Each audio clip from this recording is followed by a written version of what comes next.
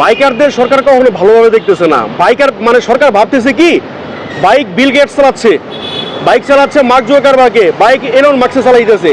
মানে এরা তো মানে সরকারের লেভেলের যে মানুষগুলো আছে, আমি সরকারকে দোষ দেবো না, মূল যে প্রধানমন্ত্রীকে দোষ দেবো না, তার যে চেলাবেলাগুলো আছে তারা ভাবে যে এটা তারা চালাচ্ছে, ইলন মাস্ক বাইক চালাচ্ছে।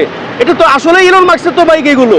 আমরা তো দেশের জনগণ, সব থেকে বড় সমস্যা হলো কি, মানে এই দেশে জন্মগ্রহণ করতে সব থেকে বড় মানে একটা সমস্যা আর কি, বুঝতে পারছেন? এই দেশে যদি জন্মগ্রহণ না করতাম তাহলে এই ধরনের কখনোই আমরা বিনোদন খুঁজে পাইতাম না। দেশের সরকার নতুন গঠন হইল, কোন জায়গায় আপনার ভাঙছে, কোন জায়গায় কালভার্ট মানে স্থগিত রয়েছে সেগুলো দেখবে। সেগুলো না দেখে আগে দেশের চালিকা শক্তি করের উপরে সে আগে নজর দিল, কর বাড়াইতে হবে, বুঝতে পারছেন? এখন কর বাড়াইতে গেলে এখন আমি যে বাইক কিনছি, বাইক কিস্তিতে এখন পর্যন্ত আমার 60,000 টাকা কিস্তি বাকি আছে।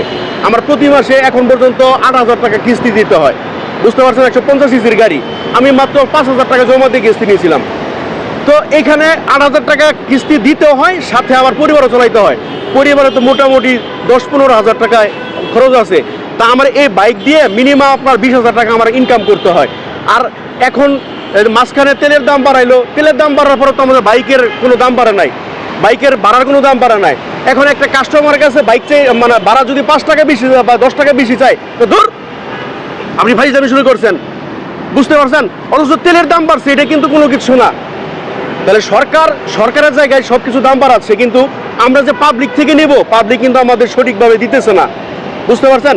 এখন আমি যে বাইক কিনছি এটার কর পরিশোধ করবো কীভাবে? আমি 5,000 টাকা কীভাবে দেবো, 3,000 টাকা কীভাবে দেবো, বুঝতে পারছেন? তাহলে আমি যে এখানে বাইক যে পরিশোধ করবো, বাইক পরিশোধ করার মতো 5,500 টাকার মধ্যে আমার হয়ে সারে নাই। আবার এখান থেকে পরিবার চালাইতে হয়, 5 জন লোক আছে, তাহলে বুঝতেই তো পারতেছেন কী অবস্থা। আমরা ইতিমধ্যে আপনি দেখেছিলেন, আপনার একটা ইন্টারভিউ আমরা নিয়েছিলাম, তখন আপনি বলেছিলেন যে আসলে সরকার যে করটা বাড়ানো হয়েছে হয়তো এখান থেকে কিছুটা কমে আসবে। এখন কাকতালীয়ভাবে কি আপনার কথাটাই কি লেগে গেল কিনা?